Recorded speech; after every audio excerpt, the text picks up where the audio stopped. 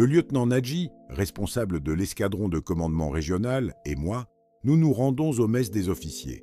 Je reste là, seul, à attendre dans l'une des pièces qui servent de chambre pour officiers de passage ou de salle d'arrêt de rigueur. Le lieutenant Nadji Ould Manaba ne sait pas pourquoi je suis là, et il n'a pas non plus la moindre idée de l'endroit où peut être le colonel.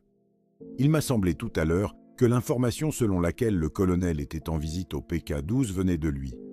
Et voilà qu'il ne s'en souvient plus.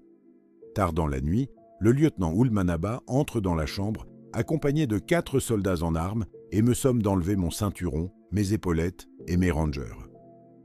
Je lui en demande les raisons. Il me répond qu'il ne fait qu'exécuter les instructions de ses supérieurs. Je cherche à comprendre ce qui se passe sur son visage, mais impossible de croiser le regard du lieutenant Ould Manaba. Nous avons, lui et moi, souvent joué ensemble aux échecs ou aux jeux de dames. Il s'était tissé de bonnes relations entre nous. Je comprends sa gêne à exécuter un ordre pareil. Donc, soit le colonel est de retour de sa visite, soit, après avoir été informé de ma présence, il a donné des instructions précises me concernant. Dès qu'Ould Manaba sort, les soldats se ruent sur moi pour me ligoter et me bander les yeux. Ils appartiennent à la formation de l'artillerie lourde, la batterie des 105 mm, basée dans l'enceinte de la garnison régionale et placée sous le commandement du lieutenant Lobat Ould Mohamed. Ces militaires s'étaient montrés les plus cupides et les plus répressifs lors des événements ayant opposé la Mauritanie au Sénégal en 89.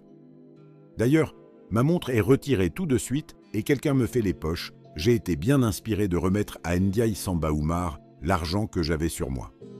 Les yeux bandés, je suis littéralement soulevé de terre et jeté dans un camion où j'atterris sur d'autres militaires ficelés comme moi. Parmi eux, je ne reconnais que l'adjudant-chef Konaté Khalidou, le chef de garage régional. Je le reconnais à sa voix. Nous avions eu, lui, l'adjudant Diop Bokar Bayal, et moi, par le passé, à faire plusieurs parties de pêche ensemble. Nous prenions une barque pour nous approcher des les bateaux de la Tour Bleue, où il y avait en général beaucoup plus de poissons qu'ailleurs, surtout les dorades dont nous raffolions. Dans le camion, nous avons tous les yeux bandés. Le temps d'embarquer 2 autres colis et le camion se met en route. Nous sommes entassés les uns sur les autres et serrés comme des sardines et n'avons aucune idée de notre destination. Les gardiens nous tabassent à train tout le long du parcours. Je commence à me faire une idée précise de ce qui nous attend. 2 ou 3 fois, le camion s'arrête pour embarquer d'autres prisonniers ou pour permettre aux gardiens de se débarrasser de cadavres de prisonniers morts, asphyxiés sous le poids de leurs camarades. Nous ne voyons rien et par conséquent, ne pouvons savoir avec exactitude de qui il s'agit. Une fois je sens contre mon pied le contact froid d'un corps qu'on tire. « Il est mort », dit une voix, l'autre aussi, « sors-le ». L'un de nos gardiens répond « Je crois qu'il vit lui ». Le premier reprend « Descends-moi celui-là ». Ce doit être un gradé qui parle. La voix m'est vaguement familière. Elle me parvient déformée comme s'il parlait à travers un voile. La personne doit parler à travers son turban. Suit aussitôt le bruit sourd d'un corps que l'on jette par terre. À peine le prisonnier désigné touche-t-il le sol que ses cris déchirent la nuit. La bastonnade est brève mais d'une rare violence. C'est au cours d'un de ces arrêts que quelqu'un décide de me débarrasser de mon blouson et de mes chaussettes. « Tu n'en auras pas besoin là où tu vas aller », me dit-il.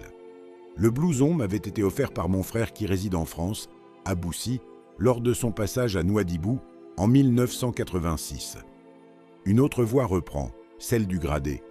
Fouillez les autres aussi, mais je ne crois pas que ces salauds du PC, poste de commandement régional, nous ont laissé quelque chose.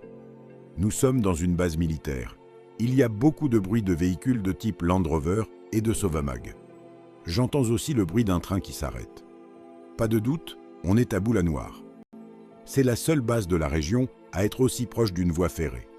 J'ai, par le passé, travaillé dans cette base et ce bruit m'est très familier. Ma maison à l'époque était juste en face de la voie ferrée. Boulanoir se trouve à 96 km de Nouadhibou.